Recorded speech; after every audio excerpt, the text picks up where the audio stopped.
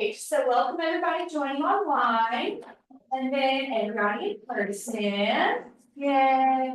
So today we're going to do event planning 101, which is really fun. I love event planning and I love making this impression. That's the goal of today's class, is making an impression. Yay! Open houses. All right. So we're ready to learn. We are. All right, so like I said, event planning is the goal. So if you didn't know, before I came to Keller Williams, I was an activity director in senior living. So I was the party planning committee essentially. All the bingo parties, all the dances, all the big holiday events were put on through the activity department. Morning Point, senior living, and Cedarhurst. Citation? My daughter did that in northern Kentucky. Did she really? That's awesome. I love it. Yeah, I was here in Lexington and in Richmond. I planned everything from a Valentine's sock hop to a Thanksgiving dinner to a big Christmas party full of fun and games to even bigger outings where we went to lavender farms and out to eat even. And I worked with memory care. So the whole thing for me was making events that really did leave an impression, because even though they dealt with dementia and Alzheimer's, there still was, how do I explain this? There were certain things that just residents would remember. So if you had a fun moment with them in a game, or if there was some really cool decoration, you'd hear about it for at least a few weeks after randomly. Even if they didn't have the right words to describe it, they still were remembering it. So I definitely love the idea of making an impression. And that's what event planning is all about, especially in real estate. It's all about making an impression on your potential clients, your current clients, your old clients, whatever it may be. You want to make an impression that gives you a reputable brand, a friendly and trusting relationship with the person, and has them wanting to refer you to other people they know so that you get more business. So we're going to cover really mainly client events today and a little bit more. But here, so first, like I talked about, make the impression. So client events and open houses are powerful tools in real estate, and they help create lasting impressions that extend far beyond the transaction. So if you host a well-organized open house, it allows for potential buyers to experience a property firsthand, and then giving them a sense of the space while also offering an opportunity to connect with you on a personal level. And client events really strengthen relationships and show a fun and personality to you. And then we also have more of the one-time events though. So you have your closings, and you have honestly any appointment you have with a client, but closings are where you can really make an event if you put effort into it. So instead of just showing up thinking it's just a paycheck, you can show up and celebrate just as much as they're happy to even have their first home, if that's what it is. So yeah, the three basics of event planning, they range from budget smart, time it right, and be intentional. So if you follow all of these three, if you take time, do these three things, you will have a very successful event, because you thought it out, you had the time to think it out, to be intentional, and you're not going to worry about going into debt over it either. If you adequately budget, you're not going to stress yourself out with how are you going to pay for it and all of that good fun stuff that's not really fun. So, but yeah. So first and foremost though, before you create an event, you need a brand. So if you have a piece of paper and maybe you have ideas already about an event that you want to host for your clients, go on ahead and write down everything that's in your head. So if it's an Easter event where they can come and do an Easter egg hunt, or photos with the bunny, or you want to do something over the summer, you want to have like summer pool party, whatever it may be. Don't think something's too outrageous, nothing like that. Just think about whatever you like to do, and you dump it on a piece of paper. I keep a spiral bound notebook on my nightstand. Nice. I also tell my clients to do that too. Yeah. But I just like, because I'll think of something in the middle of the night or whatever, and I know I'm, won't remember. That's a good idea, because I definitely am someone who gets all of her ideas at night, like laying in bed, 10 o'clock at night. I'm already cozy, but then I have the best idea ever, and I don't want to get up and go do it, but I know by the time I go to sleep, it's already gone. But Yeah. that's awesome. So yeah, you wanna brain dump it so that you can just at least get all your ideas out there. And then worry about the rest later, we'll get to those steps later, but brain dump it, see what all you want, so say you want photos with the Easter Bunny. Write out photos of the Easter Bunny, I want there to be appetizers, I want there to be a kids play area, I want there to be a guy in a bunny suit, I need a photographer, I need this. Think about all the aspects that you're gonna need for this event. So, let's see. Right. But yeah, I mean that, we need a venue too. Like that's another thing that'd be obvious in that situation, you need a place to host it. If you need help that day with setting up, maybe think about that. Yeah. And then you're gonna put the puzzle together, and we'll talk about how you do that. So one thing I do for me personally, so obviously I'm not a real estate agent or a realtor, not any of that. I'm a director of first impressions, which is ironic that I am talking about impressions. But I do embroidery workshops. I do hand embroidery and I like to teach people it. So I host bi-monthly workshops where I plan the event, I get RSVPs, people pay for tickets, and I book the venue, I plan out the food, the drink, all the things, plan out the supplies that I need to buy for each participant. All the work I need to do ahead of time to make sure the event flows well and I'm not as stressed that day and everybody has a good time. Plan all of that out and then, yeah, so I apply these same techniques to my own event planning that's not even real estate related. But it really can apply to anything and it all starts with a brain dump. It starts with how the embroidery workshop started was I need a way to fund the ministry I do. Okay, what if people learned how to do it? Okay, how would they learn how to do it? How long would it take? How long would I need to print out something? What all would they need supply wise? So that's where it all starts, just dumping out all of your ideas. So the first step though is going to be to budget smart. So after you've brain dumped, you want to look at what you've just written down, all the vomit that came out. Look at it, even if it don't make sense, and look at honestly with dollar signs. Go through, star what is going to cost something. So if you need a new venue because you can't host it at your house, okay, well, I need to plan that more than likely I'm gonna have to pay for a venue. So you'll start that. But it's important to budget smart because if you don't, stress just piles up. If you don't know how you're gonna pay for something and yet you're committing to these different things, then you go on ahead and you advertise this. Photos of the Easter Bunny, however, I can't afford a photographer. And so you're advertising this event and you have no idea how you're gonna have a photographer by that date. That's what happens when you don't plan ahead and budget smart. So also budgeting allows you to have quality, but still maintaining in what you can afford. Because if you know what your budget is, you can find workarounds to see, hey, I need a photographer, I might not can afford that editing style and that dude over there, but I know this person over here who needs a little bit more of their portfolio, they need some more work, I'm gonna offer to them, maybe pay half the price of what I would pay him. So those are some things. But budget breakdown, things that you're probably going to have to pay for are marketing. So obviously Facebook and social media is free for the most part unless you pay for ads. However, you're gonna have to think about if you're gonna mail out invites, you're gonna have to pay for that. If you're gonna have signage at the event, you're gonna have to pay for that to get made. And if you're gonna have any paid advertisements, you're gonna have to obviously pay for those. Food and drink. So if you want to have a full-blown dinner at this thing, you're gonna have to plan to pay for dinner. If you want appetizers, you're gonna have to pay for it. Any drinks, if you want alcohol there, if you want it just to be mocktails, if you just want to do bottled water, that in itself, you're gonna have to pay for. So then venue. So you're gonna have to keep in mind rental fees, cancellation fees, cleaning fees. When you rent out a venue, you also want to be mindful that what if you don't get enough RSVP for the event and you have to cancel the event? How much are you gonna be out either way? If you book this event, what are you tied to paying either way? You also want to think about any of their inside fees, I guess is what you could call them. So for example, when we booked Bold, the venue had us go through them for food. So we could not buy outside food and bring it in. We had to do catering through them for lunch, which changed the price a lot too. It was either going to be more expensive or less expensive than catering outside. So those are just things to keep in mind.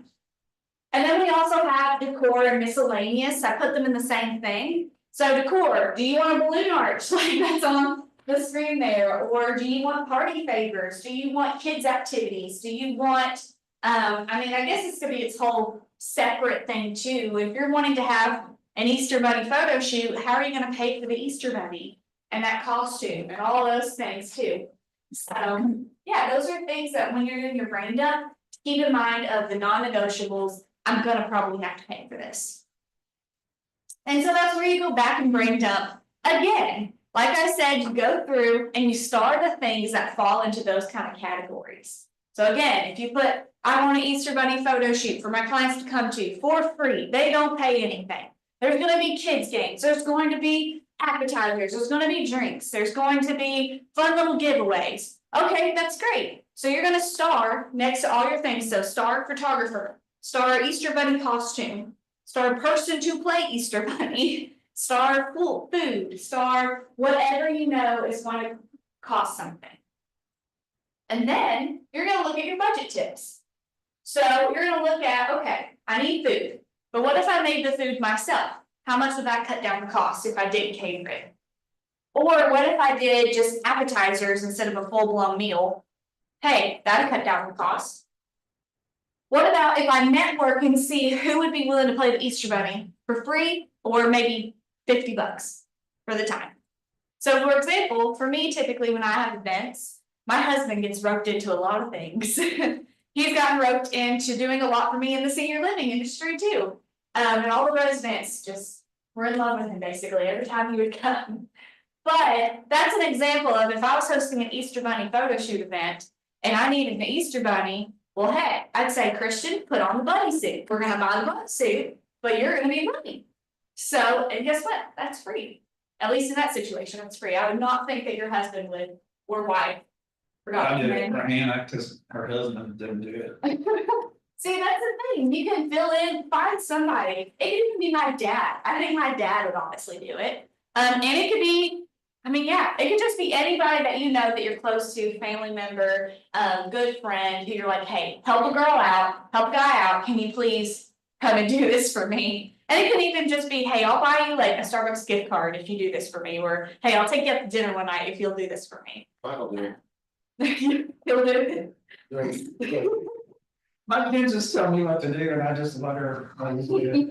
Another example of this too is with my embroidery workshops. My mother-in-law actually is a photographer.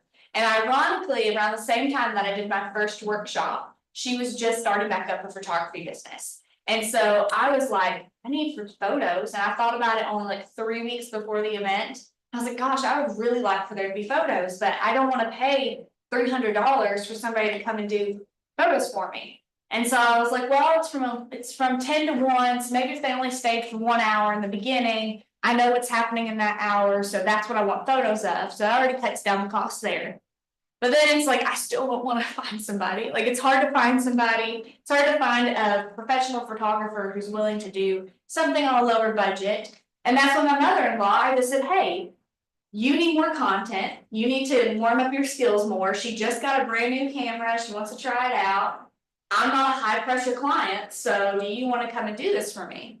And she did it for free, and obviously I'm family, so it made it easier. But again, see who you know, network, see what connections you have. Even with venues, for example, your agents here at KWC, you all can rent out the Market Center for $75, I believe. Don't quote me on that, Lord have mercy. Don't quote me on that. But I'm pretty sure all you have to pay for is a cleaning fee, and it's around that price range. So if you wanted to do a client event, you could have it in the training room. Do whatever you'd like, just as long as you put things back. That's a resource for you guys compared to going out and renting an event space for like, what, $200? And there's a patio, right? But yeah, that's again, networking, seeing who you know, using your resources. We had my daughter's baby shower here. Yeah, see? It was amazing. See, you can make also any venue, you can turn it into a great spot. Like Rosemary did Taylor Case's baby shower here, and it was beautiful. Did Taylor get to come? No, sadly not. For just she was not feeling good, hospital stay, all the things. But Rosemary turned this place into a beautiful baby shower. And so don't let the venue scare you off, even if it looks all steel and all the things. Decorate it well. Do some DIYs if you can, and you've got a great space. Like I said, DIY what you can.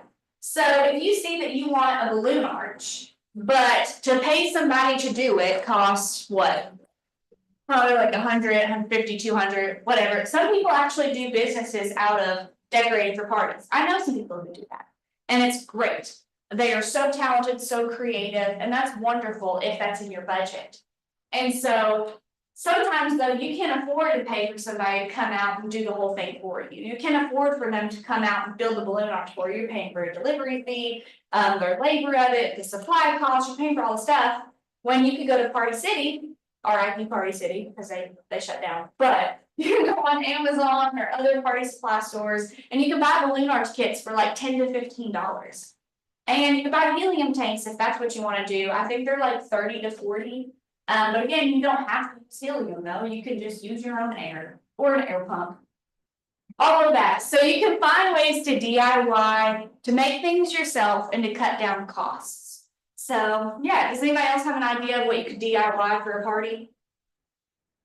Your own flowers. Yep, your own flowers. Yeah, so to pay a florist to do like tabletop. If you do it in the spring, you can sneak over to the cemetery. The Bluegrass Cemetery, and they have the holly branches. We do. Like the trees on your dogs. And does that. What? Great. I'm not a criminal. This is. Wow. I mean, they know people are gonna do that.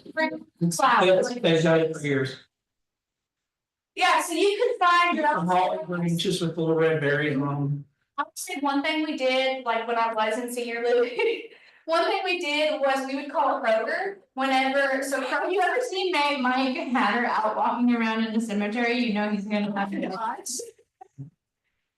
So one thing I would do in activities was I would call Kroger and be like, hey, are you all throwing out any flowers by chance anytime this week? Because whenever they have flowers and they're starting to go bad, guess what they do? They throw them away, even though they probably have a good week left to them. If you give them a little bit of nurturing, they're good, you can get a week out of them. I do it all the time. Yeah, so what I would do, I would call Kroger, say, hey, I'm with this place so-and-so, and I would love to have some flowers for my residents to do a bouquet making activity. You can get a dozen roses at Trader Joe's for like. $9.99. Yeah, Trader Joe's is a really I've good got them spot for to like do. 7. I mean, they're, Yeah, that's the only thing cheap there. and even try your local florist too. We had a local floral shop in Richmond, and I said, hey, we're having this Mother's Day tea for my residents. I really want there to be like just this elegance about it. Can you all do table toppers for me, like bouquets? We have teapots that we're gonna put the flowers in. So if I dropped off the teapots, can you do them for me? And they said, hey, guess what? We'll do them for free as a donation because of what you're doing. So maybe not with a client event party with somebody, maybe give it for free. But in my situation, I didn't even ask for them to do it for free. And they were like, hey, we're gonna do this for you because we love what you're doing. We love your residents. We want to bless them with this. So always look around to your local shops too, because they're always willing to help. And also keep in mind sponsorships and kind of advertising too. If a floral shop says, hey, I'll donate your table toppers for you if you put my business cards out with them. And that's what we did at Morning Point that day. We put out business cards next to the teapot, so everybody knew that they were from Unique Florals and Designs. And so a lot of people that were asking, where are these flowers from? They're gorgeous. Well, guess what? You just advertised a local business and you got a win-win there because you're not out cost for decorations too. So those are just some ideas of DIYing and networking, see what you do. And then also evaluate what is essential for the experience. So let's see. Say I was wanting to host an Easter Bunny photo shoot. But I said, I want 2 Easter bunnies. And I want someone also dressed as a duck. And I want there to be live ducks too in the parking lot and live bunnies. And I want there to be, so say you have all these wants and desires and you've brained them. You wrote it down. I want some live this, I want live that. You gotta evaluate though. Does your budget really line up with that? But also line up, is it really necessary to get live ducks in the parking lot? So anyway, Is it worth the risk? It's a river. So for example, I did a conduct derby in my last job where we had rubber ducks and we had residents race the rubber ducks in a pond that we built ourselves. And it was a donation. It was a donation thing for God's Outreach Food Bank. But what we did was my executive director, who loved going above and beyond with me, she found a live baby duck and said, we're gonna throw it into the pond too, and then it's gonna race with them. That was free though, because she knew a girl, she was had a baby duck. I love maybe that. Yeah, she lived on a farm, she knew a lot of people Okay. with it, so it was easy. But yeah, so that's an example where I wouldn't have put it in my budget to go out and buy a live baby duck just for that event. But because someone found it for free, heck yeah, we'll throw a live baby duck in there and let it race with the rubber ones. That's so fun, and everybody loved it. But anyway, you have to evaluate though what's necessary for your budget. If you know the main staples, I want an Easter bunny there, I need someone in the costume, and I need a photographer. You need to evaluate your essentials and make sure you're not stressing yourself out over something that really is not gonna make or break your event. And then utilize partnerships. Constantly, for example, Pi Day. A lot of people partner with lenders, title companies, whatever it may be, they help pay for pies for your clients. And what, you put your sticker and their sticker on it. So, yeah. Suggestion on that, one of the agents that I have worked for, she actually has an account with donut days. And she sends out postcards. You have to have your postcard to get the pie. And then after the end date, Mhm. they send her an invoice Okay. for only the pies that were picked up. You can get flowers wholesale at Stems Yeah. downtown. Yeah, So that cuts down on the cost Right. because you're not paying for pies that were never Yeah. picked up. yep, so utilize those partnerships, network, see who you know, and see who also, I think Taylor Case, she just did exactly an Easter Bunny photo shoot event. Just last weekend, I think, and she partnered, I think, with a lender. And they were, her face and Taylor's face were on, the flyer, and people were knowing that it was a joint event. And it got her business, gets Taylor business, notoriety, all the things. And how those sponsorships work too is that you can probably put some of the weight on someone else too. So you can say, hey, so-and-so, we're gonna partner in this event together. Can you take on X, Y, Z, and I'll handle this stuff over here? And so you're already doing a time management thing too, with taking off some of the workload. But yeah. So the next thing you wanna do is time it right. So, I don't know if anybody's like me, but I tend to have the best ideas right when it already needs to be planned and done. Like I should not be thinking of an idea right now because there's not enough time to execute it. That is 100% me. I think best, I guess, under pressure. However, for example, the Kentucky Derby I just brought up that I did with rubber ducks and stuff. I thought of it exactly 1 month before it would have What to happen. this, you really meant Kentucky Derby. Kentucky Derby, that's what I Okay. called it, and I had on Derby Day last year, residents raced rubber ducks, it was great. And to bet on a duck, you brought in an item for God's Outreach Food Bank, and we raised over 2,000 items for it. Collected that many, and then we had prizes, stuff they were donated by local businesses, but yeah, so I love event planning, guys, I really do. But anyway, Kentucky Derby, I thought of it a month before it needed to happen.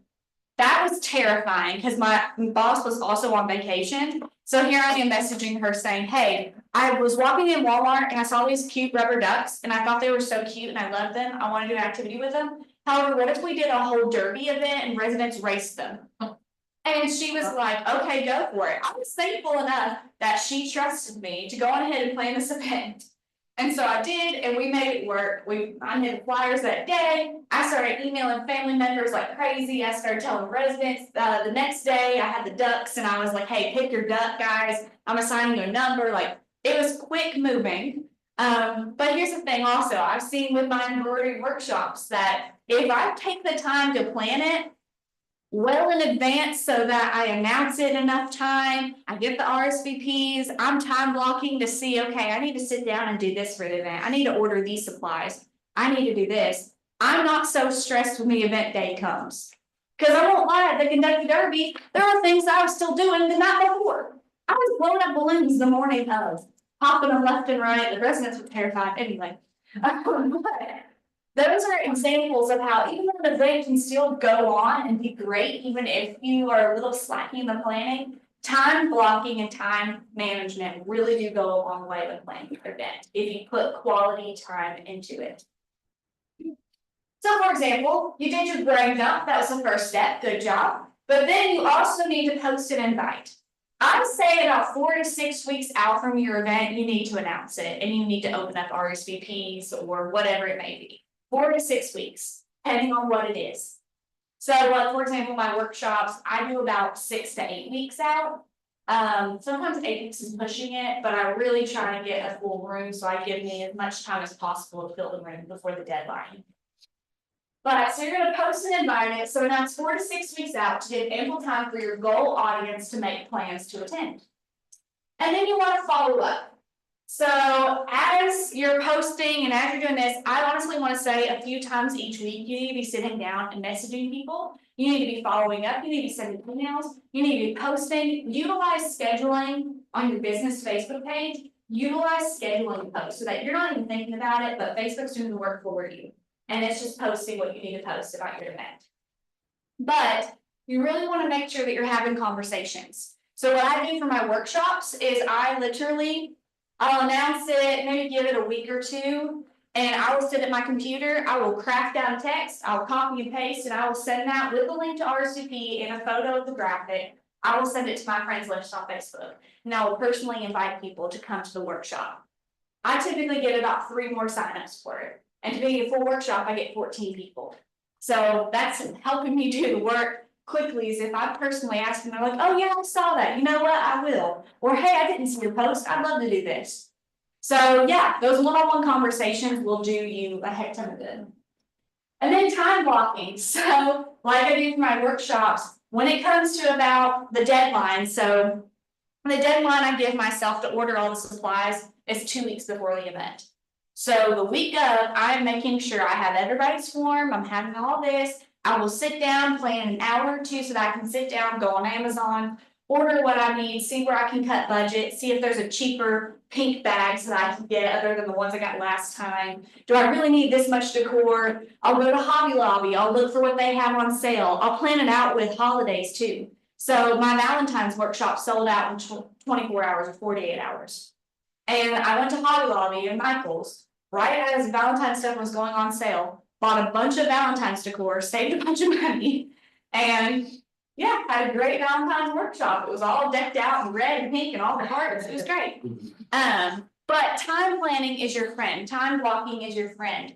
Because if you sit down an hour a week to make sure you're on track for what you need to do, because God forbid you're a week out from your event, you forgot to order some supply and it won't get here in time for your event. So that's why it's important to sit an hour or two each week, maybe even each day, depending on what it is. Now, some things don't need that much time management involved, but really do sit down and even take a calendar and be like, I need to order this by this date. I need to make sure this is done. Send this follow-up text to the people who signed up here to remind them. Because reminders are a thing too. You want to make sure that the guests who have RSVP'd stay RSVP'd.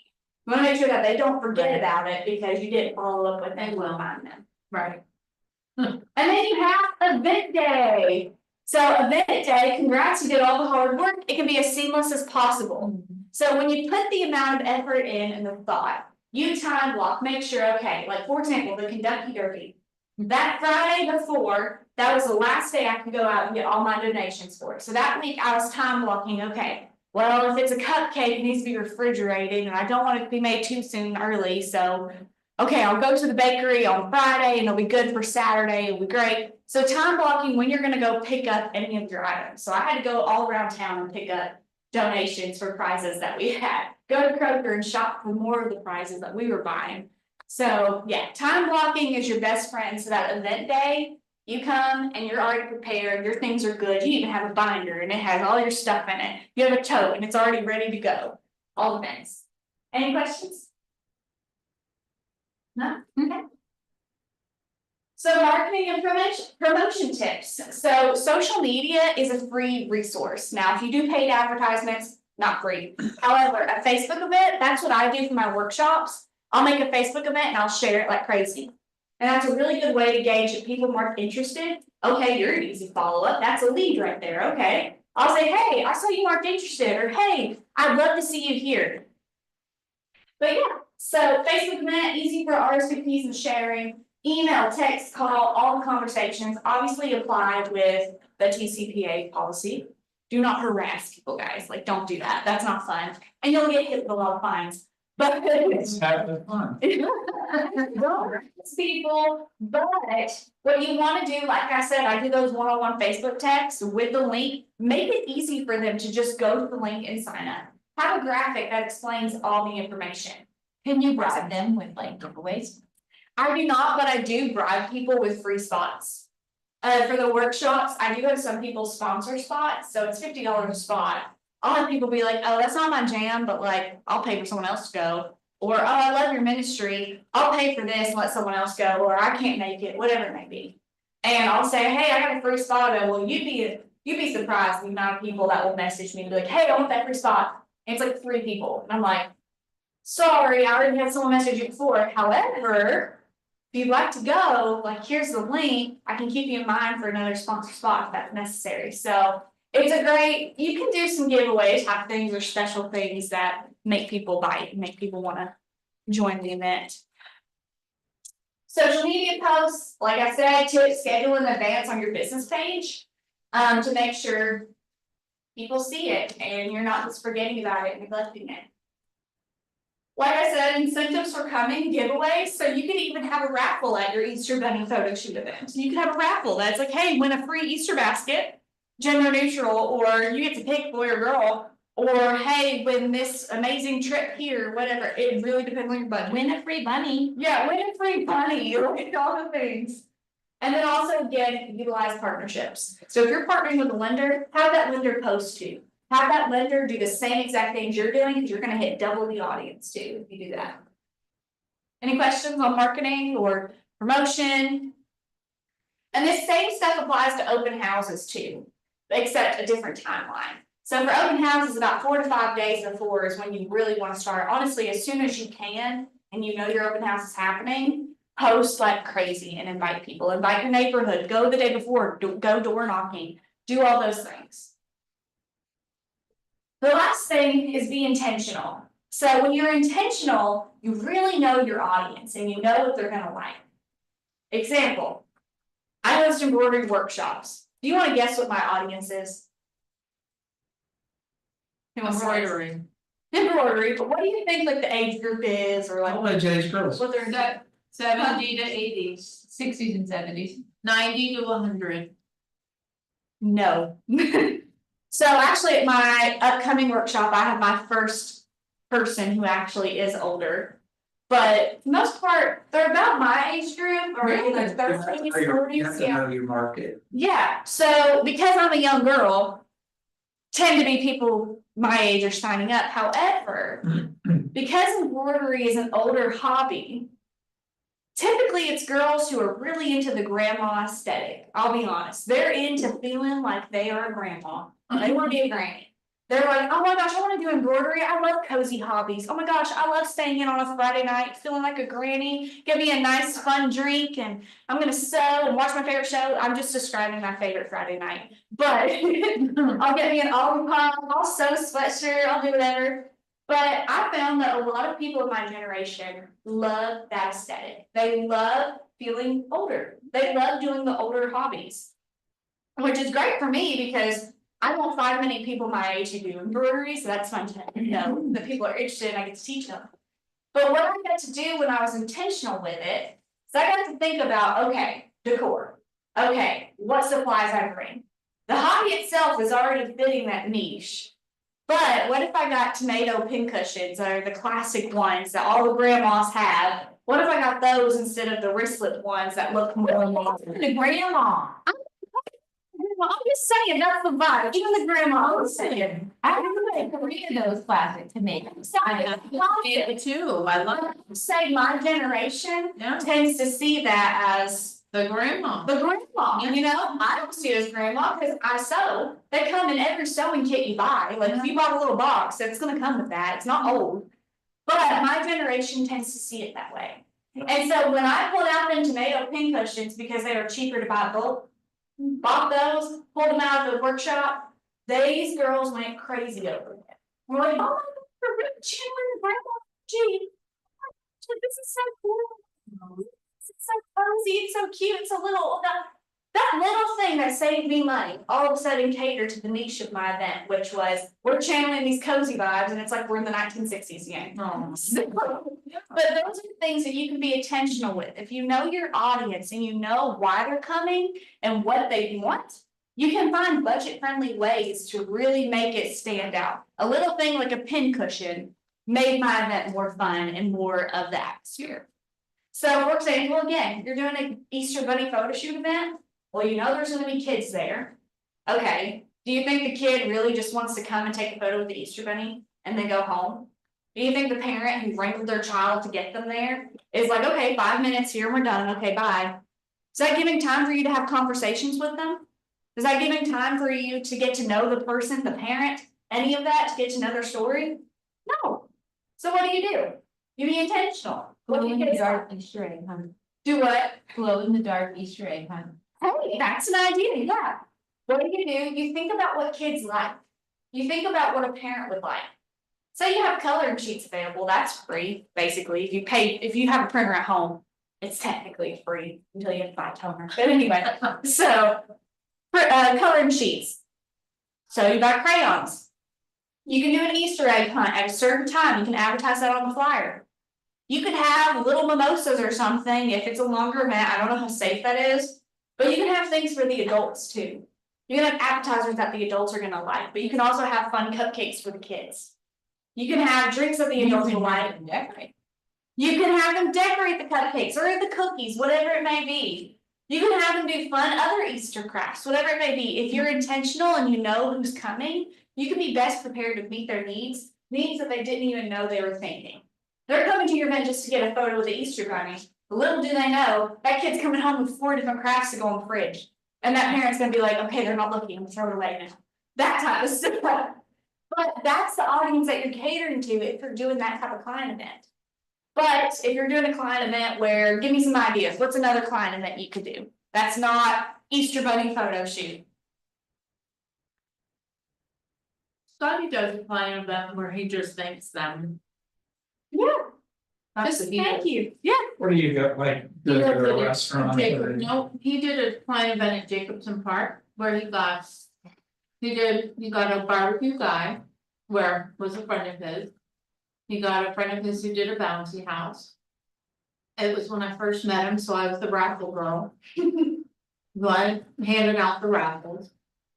He got, We did Keno.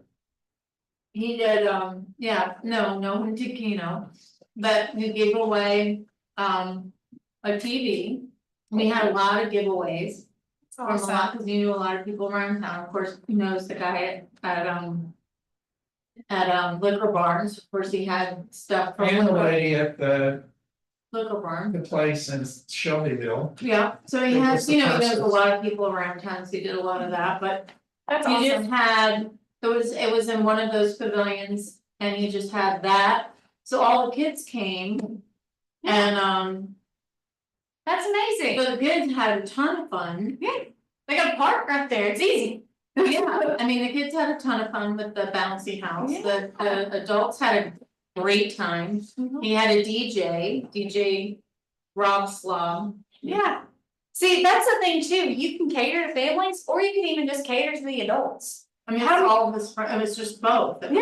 both, you know, That's awesome. yeah. That's the point too, you utilized an outdoor space, I don't know how much pavilions cost at like parks and stuff, but I don't think they cost that much, a lot of people have birthday parties at them and stuff, but. How many of you all have seen the show Reba? I love that show. One of my favorite comfort shows, okay. So Reba obviously is a realtor, so is Vance, you know. So Reba in Texas is like this great realtor, whatnot, she's really trying, she's hustling. There's one episode where they have a client party as a thank you at her house. They have this client event at her house, and she's got appetizers, she's got drinks, so people are drinking beers, they're drinking wines, they're drinking whatever. And just, it doesn't look like there's any kids there, it's literally just these couples who have bought off of her in advance in the past year or something. We don't know the full context of the scene, but. Well, the moral of the story is that in this episode, sadly, Reba is accidentally took a medicine that's gonna make her sick every time she drinks alcohol. So the whole thing is that Vance and Cheyenne are trying to like stop her from taking a sip of wine, making her look kind of weird to her clients because they just keep coming in, taking this. Vance is chugging everything that she's drinking. It's hilarious, but that's not the point of this. But the point is, she had a client event in her house. Yes, this is a TV show.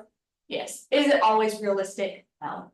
But if you think about it, if you had a house big enough and you were willing to open your house, if you had a great backyard and all you were out were food and drinks, maybe like the cutlery, get you a nice outfit, I don't know, like that type of stuff. When you really think about your expenses, when you think about how you can just cut down costs, like, oh, I can just host it here for free. And that's also being intentional. Do you know how homey that must have felt to just go to your realtor's house? I would do it. Yeah, just go to your realtor's house. That's a next level type of relationship too, to be able to know where they live. You're getting to know what they love, because you're in their house, you're seeing photos of their kids, you're seeing this, like, all things, you're opening yourself up to that.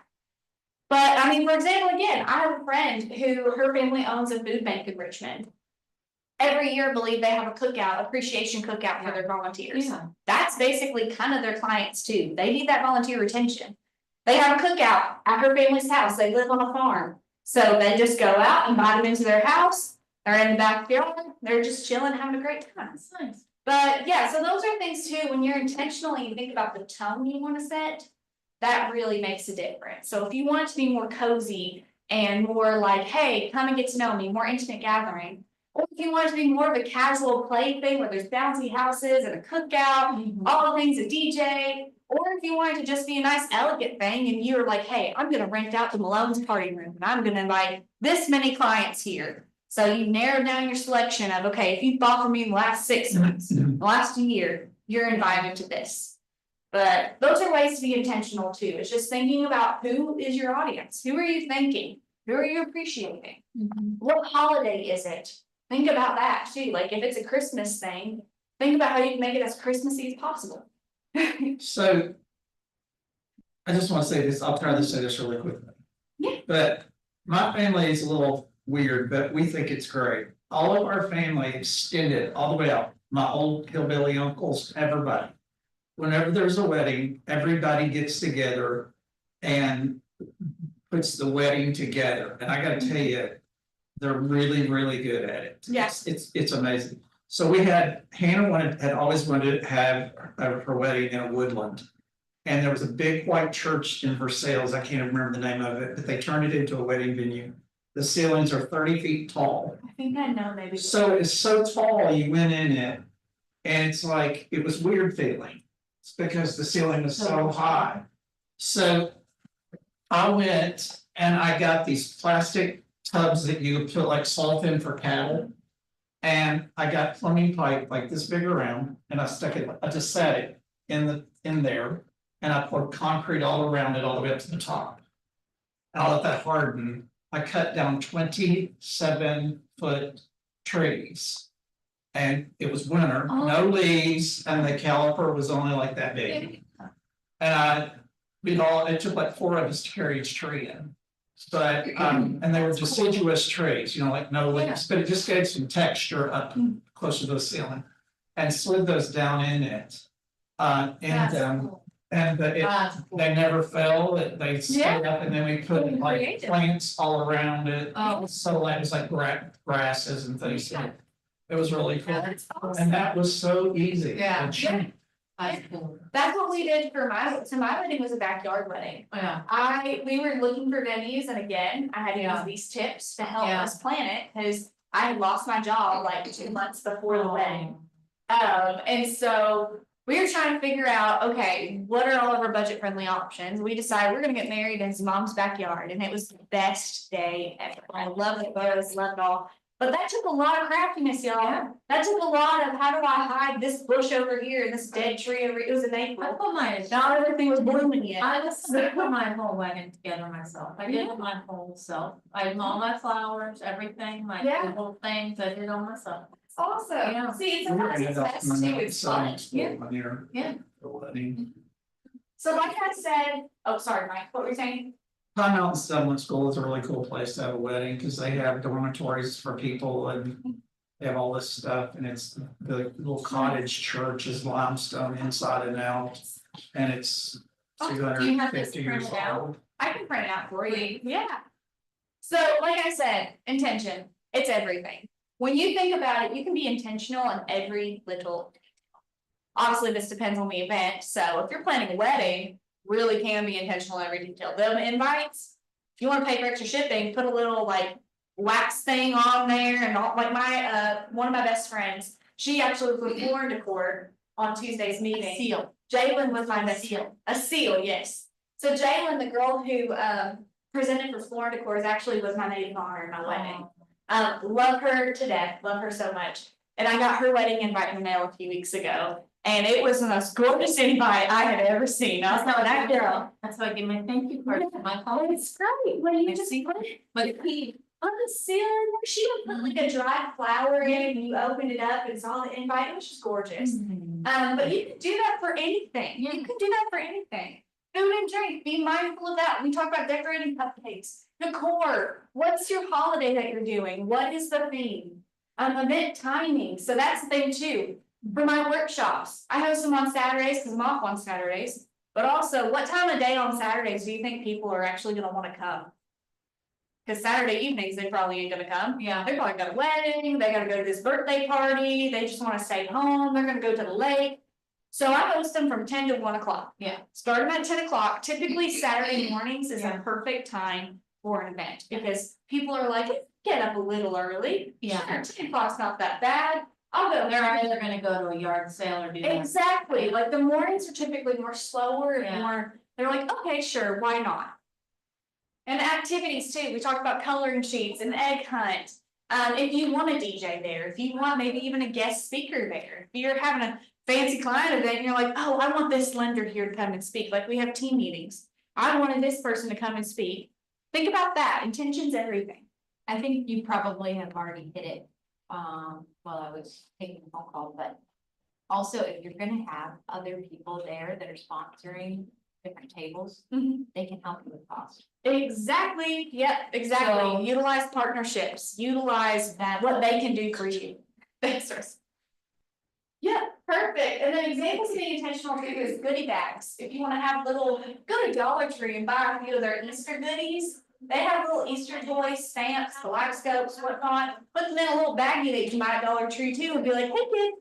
Or you're you're doing stuff with your business. yeah, Logo on. throw your business logo on there. You can go to Hobby Lobby, Michael's, Office Depot, and buy sticker paper. Literally put it in the printer and you can print your own label here at the office. You don't have to order it and it's half the cost. Alrighty, intentional conversations. So if you're at your Easter Bunny photo shoot event and their kids are playing, they're doing whatever, and you get the mom alone and you say, hey, so I'm so glad you came. Say you don't know the person because you open this up to the public. Say you don't know this person and you're getting to know them, getting to know how they found you, getting to know if they're a single mom, if they're married, if they're looking to buy or sell, if whatever it may be, you get to know them. And pro tip is use the Ford method. Does anybody know what the Ford method is? We teach it tonight. Has it got a dirty word in it? Family and. Family, occupation, recreation, The D is termination, dreams. drink everything. So when I'm talking to somebody, hey, how's your family doing? I heard little Susie had the flu last week. I saw your Facebook post. Is she doing better? Obviously, let the conversation take its natural toll. Let it be natural. So like if they say, no, she's in the hospital, don't say, so how's your job going? No, be like, oh my gosh, is there anything I can do for you guys? Like, could you imagine? So let the conversation flow with that. Occupation, say, hey, did you get that promotion yet? I know you've been looking forward to that meeting. Did you get it? How'd it go? How are you feeling? Whatever it may be.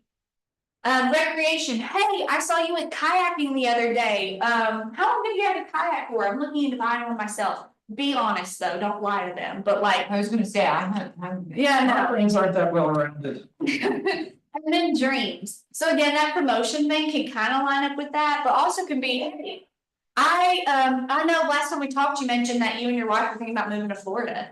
How are you still thinking about that? Are you still wanting to do that? So that's another thing, the Ford method, I encourage you guys to write that down, that's a really good thing to keep in mind when you're having intentional conversations, to find relatability, be intentional, and also just to have a good care and touch point, because following up, the fact, like, for example, I'm allergic to lavender. That's a random thing, I'm allergic to lavender, okay? I was at church on Sunday. I had mentioned, well, backtrack, I had mentioned in one of my workshops, because we were just having conversations and I said I'm allergic to lavender, it came up, whatnot, told a funny story. Well, this friend of mine who goes to my church, came to my workshop. Well, the other day at church, we were having prayer and we had anointing oil. She messaged me in the service and said, hey, be careful, I think that's lavender oil. The fact that she remembered I was allergic to lavender after a brief conversation about it made me want to cry. Because I was like, that's so sweet that she would even remember that. She was like, well, I was just thinking back when you said you're allergic, like, just look it out for you, it's not that big of a deal. But I was like, no, seriously, like, that's great. But that's an example of how when you pick up things in conversation and follow up about them later, it shows that you care and that you're listening. And that's a really good touch point for clients. All right, so now open houses. These are your mini events. So obviously you have your client events. Open houses, though, I feel like are your more casual, spontaneous events, but you can still pull them off without a hitch, even in less amount of time. So post. As soon as you know about your open house, post it everywhere. Yeah. Be prepared. An open house kit. I'm gonna show you a photo that Rosemary sent me of it. And then also be strategic with signage. Mike was telling me earlier how he knows what streets to put the signs on to make sure that the busiest streets have a sign. Then when they turn here, here's a sign. They're making sure that everybody's gonna know that there's an open house this weekend. Now, I want you all also be aware though, there are some HOA policies as well. So if you put your sign out in front of the house the night before, chances are if there's an HOA person who's like the signage police maybe, they might pick it up and they might email you to say, hey, come and find this at a later date. You can't put your sign out here. So always try and do it the morning of. Rosemary gave me that tip because she's lost some signs. So, also baked goods and drinks. So Mike was talking about how he's got food. You've never been to one of my open houses. I've got food, I've got drinks, I've got this. That's what you want to have, baked goods, maybe candy, maybe some appetizers, whatever it may be. Maybe you have some sweet tea, lemonade, whatever it may be, you have it there. Better yet, think about branding. So Holly Rapier, one of our agents, she's actually kind of a newer agent. She put her face on the waters. Her name's Holly, and she called it Holly Water. Not holy water, Holly water. Yeah, that's cute.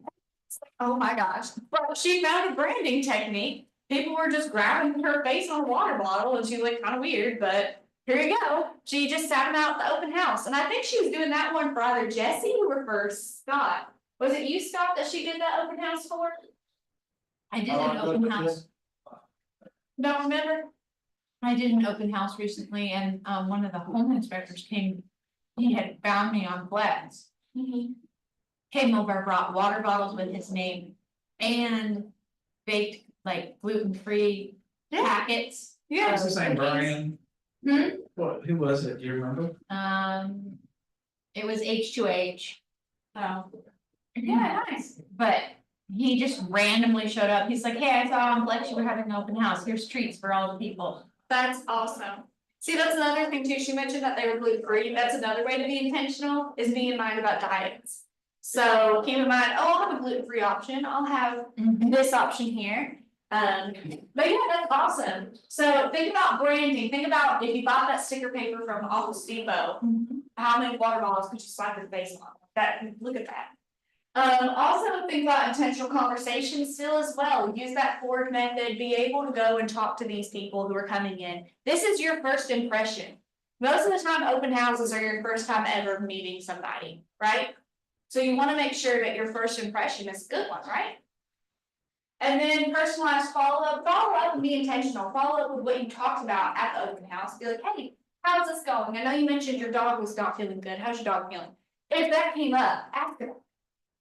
And then music and light fragrance. I underlined light because Rosemary gave me a tip about that. I'll talk about it. You want to create an atmosphere. When I was talking to Rosemary, who is a great open house queen, she did an open house boot camp, last year sometime, last summer. But she talked about how she'll have a music speaker and she plays some soft light jazz, just softly enough to where you walk in, you're like, where's the music coming from? They don't know, but they like it. She hides behind the plant, nobody sees it. And if she's going to do a fragrance, and she warned me, she was like, you don't wanna put all the fragrance out there because then they're gonna think you're hiding something, that you're covering something up, like if there's a bad smell. But also, if I am gonna do a fragrance, she puts it as far away as possible from the front door, like basically she hides it pretty far away and it's plugged in and it's just light. Just light enough to where it smells pleasant, but we're not hiding anything. So keep that in mind. So the first resource I'm gonna pull up is from Emily Cook. She's an agent here. And this is her open house playbook that she made. If anybody wants this, I can definitely email it to you. But yeah, so she made a whole why open houses, how you pre-market the open house, setting it up for success, and then the follow-up, what her key points are. She'll be the first to tell you that she hates cold calling. And she even put that in here. She hates cold calling. But guess what? She gets most of her business from the open houses. From having intentional conversations, from posting the crap out of it, and by setting up a really good one and making sure it flowed well. You also want to make sure that you have sign-up sheets available too at the open house so that you can follow up with people. And then we have the open house kit from Rosemary. So Rosemary put together an open house kit that she keeps in her garage or in her car, whatnot. And in the box, she has her fake plants to really make a nice little atmosphere. Because honestly, you don't want to walk into yeah, you're walking into an empty house on purpose, but you still want to like. I use love go plants. home. Do what? I use love plants. Yeah, a lot. I get orchids and I put an orchid like on each in the bathroom. Nice. See, another way to be intentional, look at that. She also keeps glass cleaner, multi-surface spray, paper towels, a duster. She has hand towels in there for the bathroom. Because when someone's going to use the bathroom, if they do, hand towels make it look nice too. And then you also have pins there. You can even add in your sign-up sheets if you use paper. She has a welcome mat just to make it look a little bit more welcoming when you come in. She has her signs, her little plaques for her signs that she's gonna put out. And she has a QR code for you to scan and take you to command to sign in. There you go. She has water bottles, music speaker. But yeah, so she has all this stuff to make the house look a little bit more homey. So the client will see, hey, I could live here. I feel good about this. Whatever it may be. And then closings. Closings are a simple thing that can be made a big deal if you make it a big deal. Especially if they're a first-time home buyer. That's even more fun to celebrate, right? So you want to celebrate it as much as they are celebrating. It's a big deal. So if they're jumping up and down, if they're a young couple and they just bought their first home, I wish Rosemary was still in here because she loves first-time home buyers. But if they're in here, be jumping up and down with them. Be like, heck yeah, you just did this. Heck yeah, you just signed the papers. Here you go, your keys. Like that kind of thing. You want to be excited with them. That goes a long way. But also closing gifts. So if your client, I'll be very specific here. This is just a makeup thing. Say your clients are expecting a baby. And maybe their due date is quickly approaching when they close. Say she's like 7 months or something, maybe 8 months, who knows? Well, what's a closing gift that you might would get them? If you know they're expecting a baby soon, and you know maybe it's a girl, what would you get them as a closing gift to be intentional? 3 stacks of diapers. Yeah, you get diapers, Onesie. onesie. I'll say I did make a onesie. I have Halle make them. If it's fat, it's a twosie. Do what? If the baby's fat, it's a twosie. It's a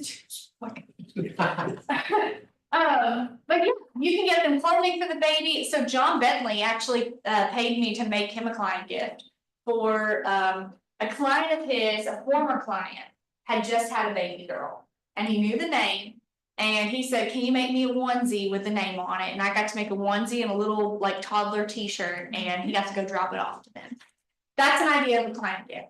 However, at the closing table, you could do that same thing if it's like at closing when she's expecting, you know?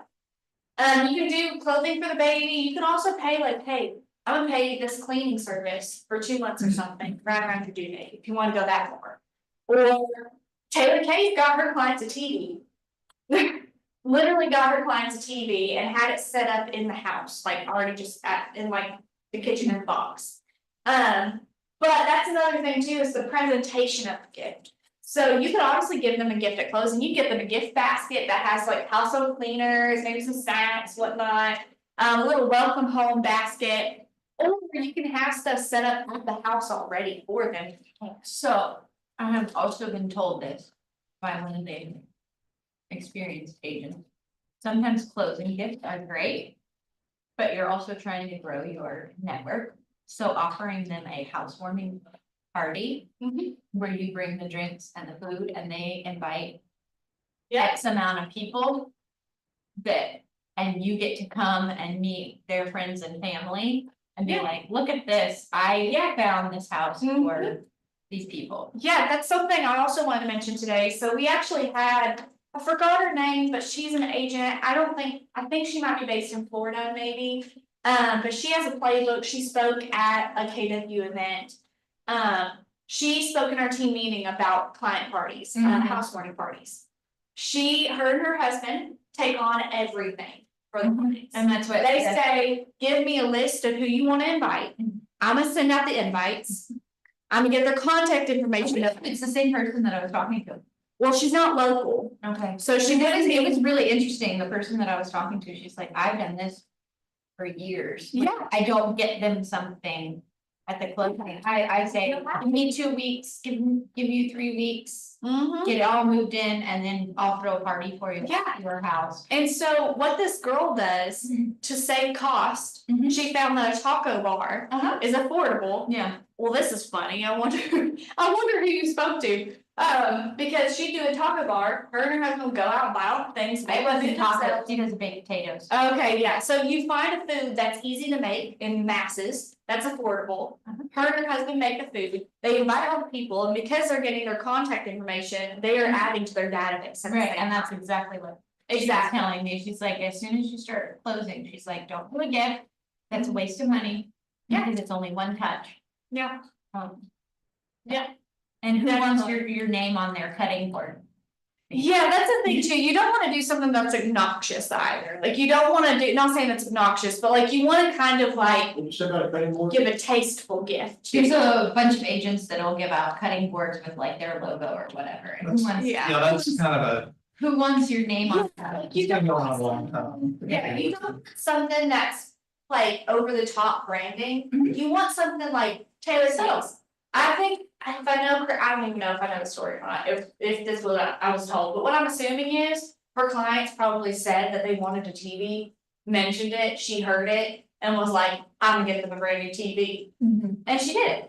So if you know your clients want something, or they've talked about a dream that they have for their house. Right. Or you want to host a housewarming party for them. I just think the Yeah, right. housewarming party is such a great idea. It is a great idea. It really is. It's a great investment too. Like it really is a great investment into your business. And so think about that and use the same techniques to plan your housewarming party. Where you're inviting their friends and family, you're networking. There's another thing too. There's a guy who, I don't know if I remember the story correctly, but this guy, he had a margarita machine. And someone asked him, can I borrow this? Yes, it was that bowl. Yeah. Someone asked him, can I borrow it? He slapped his business card on there. Next thing you know, he's got people calling him because they saw, they saw the margarita machine. Didn't he get a popcorn machine and inflatables He too? has everything from like leaf blowers to popcorn machines. And he came for an event and the only thing is that he has to Yep, get invited to the party or. all it is that he has his business card on the front, Yeah. and that's it. And that's how he's getting business. So those are ways to be tasteful with marketing and intentional, know your audience, know your crowd. So like on really, really high-end clients. They have money to buy any of that stuff that we've mentioned, and it's not even that important to them. Yeah. But personal things are very important. So like if you go in their house and say one of them, say their wife or them or whoever it is really interested like in plants or something like that. If you get them something like that, they make a bigger deal out of it, because there's, Yeah, it's just, and I'm Personal. sure a taco bar for a high-end client would not necessarily be their jam, but.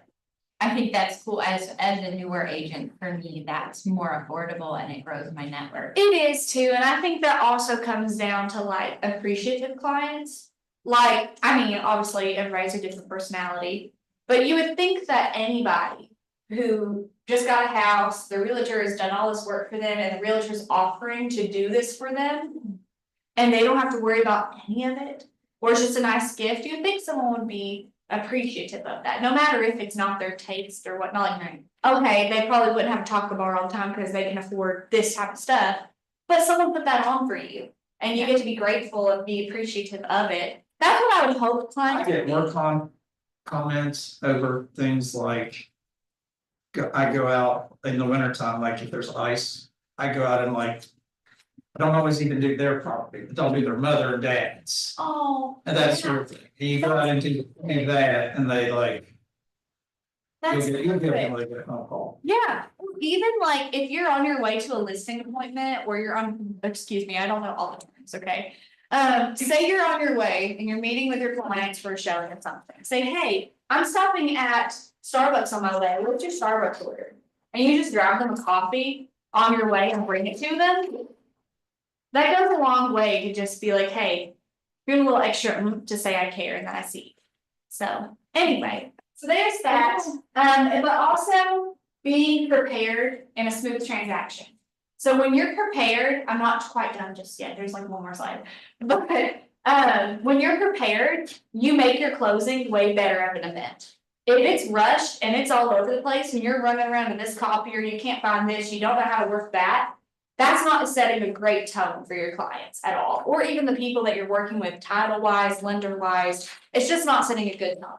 So being prepared for a smooth transaction really does say a lot. Light refreshments if you wanted to, and be intentional, set them up for success, and I'll show you what I mean. Credits to Shonda Hildebrand. She gives this at every closing to her clients. This is not her closing gift. This is just something she makes for every client. It's a binder, all with the house information, receipt log, home improvement log, reminders about home improvements. So when you need to change out this, when was the last time the home had this repaired? When was this? It's a whole binder that tells everything about the invoices, where even past when they buy the house, as they do updates, as they do remodeling, as they get HVAC repaired, whatever it may be, they can put those receipts and invoices in that binder so that when it comes time to sell, they're able to know, okay, well, this is all that we've done and when we did it, so that the next buyer knows when to update things. So, and also, Shonda adds her marketing all throughout the binder. So, annual home maintenance list, what's at the bottom? Shonda Hildebrand Realtor and her number. Scan there to go to her KW right there. All the things. And then on the side, home maintenance log, it still has her logo, has her name. Because when you think about it, what's the average amount of time before a buyer thinks to sell again? Or thinks to buy again? Because remember, you might have a client today who could be your client so many years from now, too.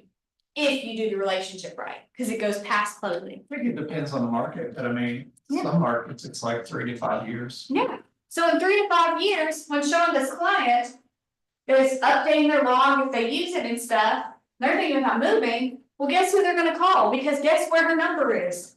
Right there. And let's earn area code 40502. People in 40502 don't ever leave. Oh. You got a one-time sale. Well, that works, I mean, just make a good impression, so then later on, you get more business too if you do it this way. But yeah, then we have time for ideas, if anybody wants to share any ideas that they have for events. Anything that you've been thinking of doing that maybe you wanna share, get more input on. But yeah, if anybody has that, feel free to share. I don't do any alcohol at the open houses. I think it's smart. Way driving home. Yep. Well, That's very and, smart. I have a question, because this house that I'm getting ready to list, it's in a Yeah. gated area. So how do you do an open house for something like that, where they can't even get in? There's like no guard or anybody, it's like, I would Remote. contact. If they have an So that- HOA, the one that's at Melody Lake. It's gated, like it's very secure. I would say if you contact HOA and tell them what's There going is no. on. Well, your client should have some information. Yeah, there has to be That's the some first. type of like. Contact for who runs it, like who takes care of maintenance for the gate, Yeah. like who owns the properties would be a good place to start. Yeah, I was thinking about that on my drive home yesterday, cause Mhm. he had to meet me at the gate to let me in. Yeah, or even ask your client and be like, hey, what do you think? Yeah. Are we able to have an open house here, like what's the thoughts? But yeah, that'd be a good place to start. I would say another idea, that I wanna share, maybe not applying to all agents, but if you're a new agent, think about a launch party for yourself. Because we had someone who actually is gonna be speaking at team meeting on the 22nd, Danny Barron, so make sure you're here for that.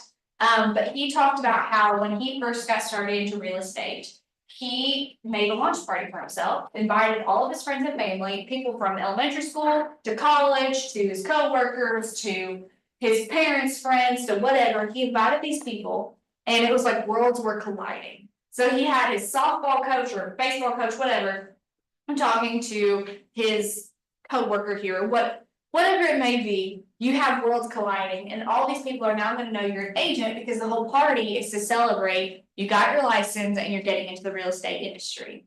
You can have a giveaway, you can have like appetizers, refreshments, you can host it here if you wanted to at Keller Williams, you could host it at Malone's if you want to, like whatever your vibe was that you wanted, and the amount of people you wanted to accommodate. It could even be a backyard cookout at your house to celebrate that you are now a real estate agent.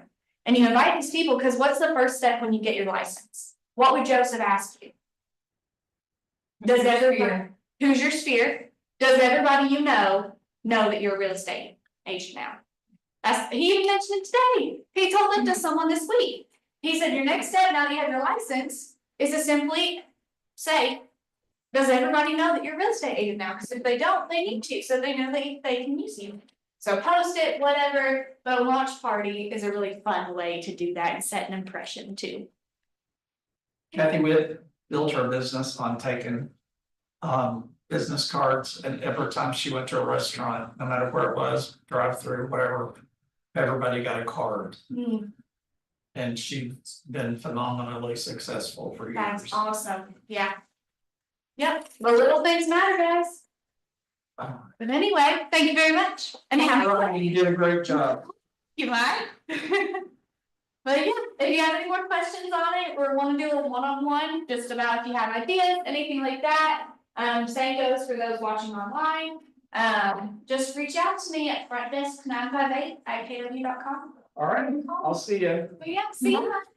But yeah, same thing goes for everybody online. If you are interested in any of the content I showed, and you're watching, just email me or message me, call the front desk, and I will send you everything that was in these slides. If you want a copy of these slides, if you want a copy of Emily's playbook, all that good stuff, just email me. But thanks so much for watching.